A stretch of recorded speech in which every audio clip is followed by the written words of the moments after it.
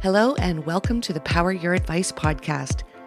The Power Your Advice podcast is designed to bring financial advisors new ideas, why those ideas should be considered, and how to implement them into your business.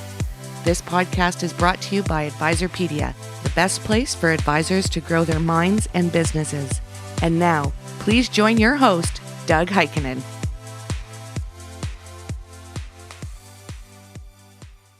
Hello and welcome to the podcast.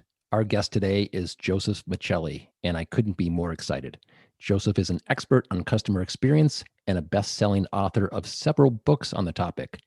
I'm sure many of you have bumped into some of his books, which include The New Gold Standard, his time with Ritz-Carlton, Leading the Starbucks Way, Driven to Delight, a behind-the-scenes look at Mercedes-Benz, The Airbnb Way, and his latest book, Stronger Through Adversity, where world-class leaders share pandemic-tested lessons. He also spent time in our industry with a well-known market leader, creating programs for advisor engagement with their clients. Welcome, Joseph. Douglas, I'm the one who's honored, and I hope that people didn't get bruised when they bumped into my books. I'm sure not only bumped into them, but they read them because they're so good. All right. You are so well known in the client experience area. How did you find your way there? Oh, I was doing customer service when we called it that, long before we start talking about experiences. And so for me, I remember starting in healthcare and working very closely to try to make sure every person said the same script every time. That's how old I am. And it speaks volumes to how far we've come from scripting client interactions to really understanding the panoply of the client experience.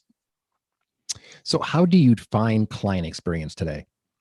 Yeah, I think some people, it's kind of like a sense of humor, right? I mean, we all think we have it. We really have a hard time defining it, and it's up to other people to tell us whether or not we really do possess the qualities.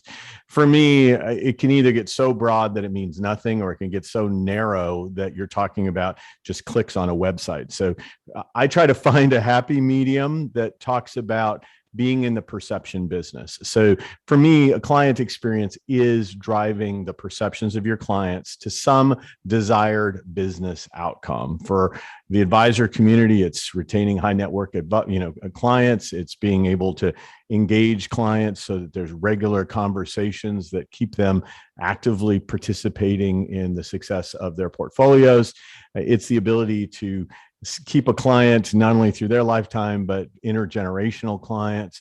So there's a lot to what the outcomes are, but the goal should be to manage the perceptions and keep those perceptions on brand and loyalty building.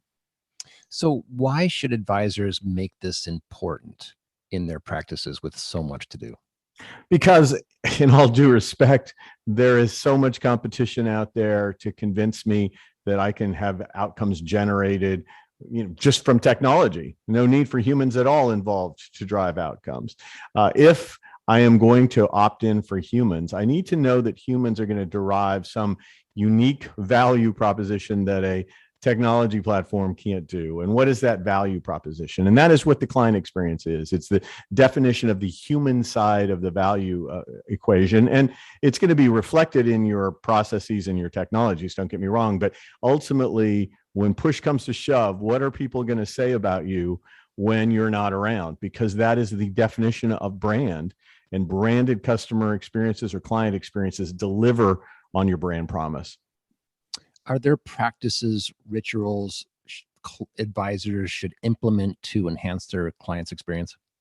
I think you should have a very tactical plan and look at your portfolio, identify your clients that you just couldn't imagine them sending you notification that they're terminating or transferring their assets. And then the middle book of business, the ones that it would hurt, but would not be, it wouldn't be a blow below the waterline, as Jim Collins likes to call it. You could still withstand those kind of losses and keep moving through the water. And then the other folks who you're grooming to either become middle book of business or ultimately someday longer higher book of business clients, you have to have a tactical plan. And I think that plan varies based on those segments. So I'm looking for personalized experiences. I want to know an incredible amount about those clients that I really, really rely on for the long term. I want to know them personally and deliver a personalized experience. In the middle book, I'm trying to come up with generalized, high elevated experience, but all my tax accountant clients are going to get a tax a client kit, right? It's going to be something customized to them, but not to the individual level. And then in the lower third of the book of business, I'm going to make sure I've created an elevated experience where I'm communicating whatever my value proposition. Maybe it's financial education or financial wellness, financial literacy, whatever that might be. I'm going to be communicating and providing tools to drive that, but it's not going to be at the generalized or the personalized level. I think you've probably made everybody aware of that everybody wants the Ritz-Carlton experience, and advisors just can't engage with their clients in process. They must create experiences, which you began to talk about. So why are the experiences so important that they create? Well, the Ritz-Carlton experience is fabulous, and their motto is that we have the margin, right?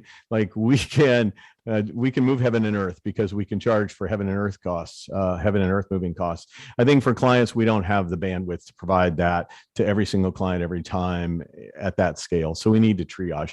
And why it's so important is that human beings make decisions about almost everything they do based on emotion. We may claim that it's all cognitive, linear, very practical frontal brain stuff, but in the end, our push come to shove decisions about buying, staying with, referring, all come from an emotional center. And if we are not enveloping our clients in a consistent emotional truth that is our brand, then they will look for somebody who delivers comparable results and who delivers that emotionally consistent experience. Advisors have so much to do that if they can't measure something or see results, it just doesn't get done. How can they measure their client's experience? Is it even possible? Well, I think it's possible. There are many ways to measure it. Some is by measuring the KPIs on the back end. What percentage of your clients are coming from referrals? If you truly, now it's a slow burn, right? It's not like tomorrow you're going to flip a switch and all of a sudden you're going to get a bunch more, but set goals on what your referral percentage is. Figure out how to measure your clients so you know if they're likely to be referral sources. So, the Net Promoter Score is an example of that. So is client effort scales. So how much effort does it take for me to get my needs met by working with this advisor? The less effort, the more likelihood I'm going to be sticky. And the Net Promoter Score, though slightly confused, right? I mean, some people think it really means people are going to rush out in the street and start promoting you as their advisor if they give you a 9 or a 10. It truly is not that. It means they're likely to be loyal. And it means they can be activated to become a referral source, but it does require some activation strategy. And that's where I put my target energy, right? I'm going to target the people that I need to keep. I'm going to provide that personalized experience and more of a customized at the mid book, and then a generic, but upscale experience in the bottom third of the book. And then I'm going to measure using things like customer effort scale and using things like the Net Promoter Score. And as I see 9s and 10s, the true promoters, I'm going to reach out to them even more. I'm going to give them some reason to want to share about me in the public square, make sure that they feel very safe, that if they do give my name out, it's not going to create a diminution of service to them. There's a lot of things that need to be done, but I think using some metrics as indicators of the people that you can activate to be referrals is but a superior way to prove out the value. There's so much talk about the client journey, and in the past 18 months, the client journey has certainly changed quite a bit. Are there specific mileposts on this journey that an advisor can strive for to continue to engage the client towards either closing them or keeping them as clients? Yeah, I think this is, the client journey work has been going on for quite a while. I don't think people paid as much attention to it as they did in the last year and a half when they had to completely redesign their offerings oftentimes because they couldn't do it the way they always did it. Many of the times, the way they always did it was what was convenient to the advisor as opposed to what was convenient for the client. Out of necessity, we introduced all kinds of technology platforms and other opportunities. The real short answer to your question is there are certain moments in a client journey that matter more than others. And those moments have been well researched by behavioral economics for a long time. Economists, these are the Tversky's, these are the Kahnemans, these are the Dan Ariely's. They have spent a lot of time researching it. So we should just borrow from their beneficial wisdom and use their ideas about what moments matter most. Arrivals matter. That means arrival on your website. That means arriving on your phone call. That means arriving in your office. It means a handoff from one human being to another because it's a new arrival into another person's space. All of those matter a lot, and people make great impressions about whether or not they're going to work with you. I often say that if it goes bad at the beginning, it normally gets worse. You go from there, and then you've got these moments that really matter.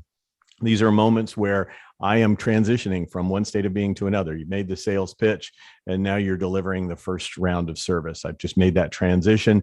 Did it deliver against that promise?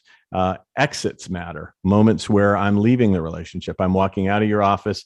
Did you care about me as much as I'm going out the door as you did when I was coming in with prospect of having money above my head that I'm waving at you? Those are all super important. I think we have to look at the pain points because they're memorable. The things that are really friction filled, we need to try to lower the friction. We need to celebrate the victories. And I think in the financial services community, just being able to embrace people achieving the goals on their journey financially and being able to celebrate them and put a bow on it. When I bought a new car, they literally put a bow on the car. Like the car wasn't enough. The experience of delivery was heightened. And I think we have to look at that as well. Along this journey, there's rituals that are created, and you've written a lot about rituals. Can you give us examples of some rituals that have worked in maybe in this industry or some others that would apply to this industry?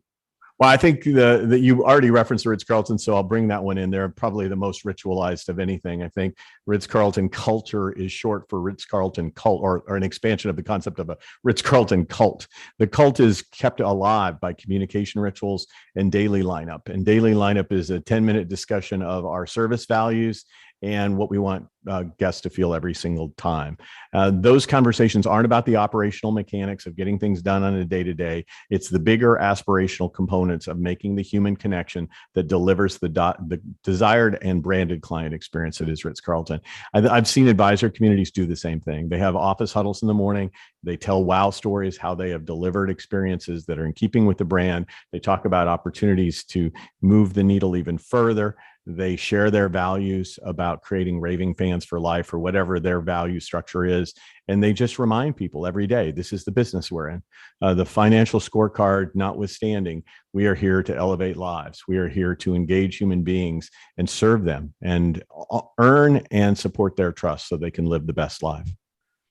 In your latest book, Stronger Through Adversity, you gleaned insights from over 140 top global business leaders on leading through and beyond COVID. What surprised you as you talked to all these people?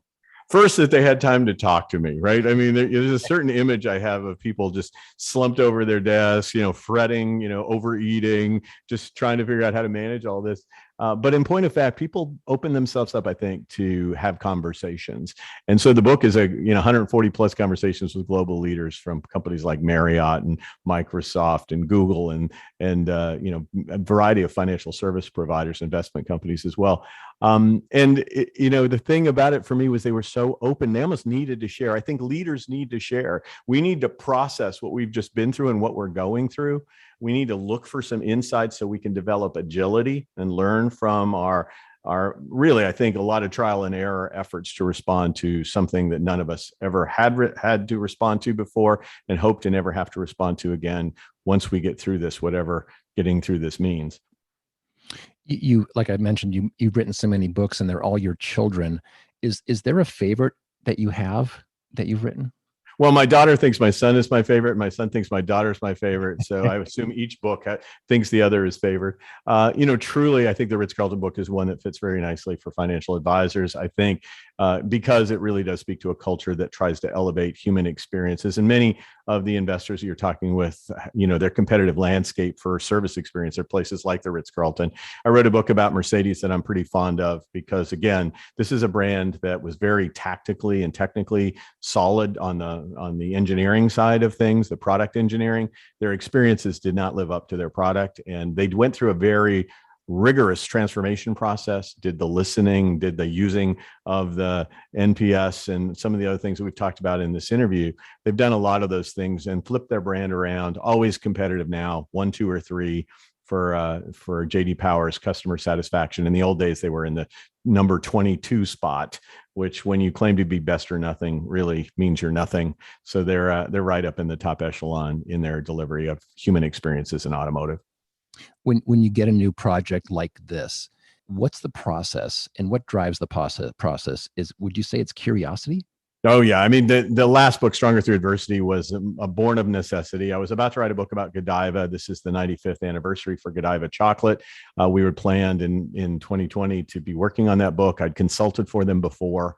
And I also consulted with the new CEO when she was over at Starbucks. So she came over from Starbucks, and it was quite the opportunity. All the stars aligned until COVID, and we weren't going to get to the manufacturing plant. Godiva was not going to do high-end morning coffee cafes in high street locations in New York City and around the world as they planned. Everything was going wrong.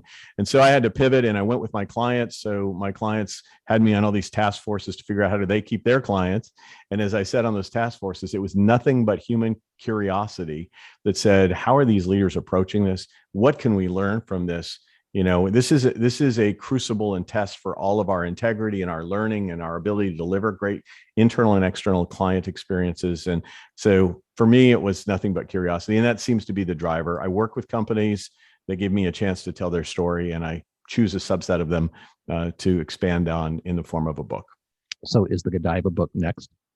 Well, it kind of depends on how things go for Godiva. There's such flux right now, but it's in there somewhere. I can't fully disclose. There are definitely book projects on the horizon. That's great. Joseph, we couldn't appreciate you more being with us today. Thank you so much for your time. Yeah, I just thank you. What you do for your community, the way you curate content and insights from thought leaders. I follow you religiously, and I'm not a financial advisor just because I love what you bring to the table. So thank you, Douglas, and honored to be here. Thank you very much. To learn more, order a book, or get in contact with Joseph, please visit josephmichelli.com. Please follow us for all the latest updates on Twitter, LinkedIn, and Facebook, all on Advisorpedia. For everybody at Advisorpedia, our producer, Jakey Beard, and the Power Your Advice podcast team, this is Doug Heikkinen.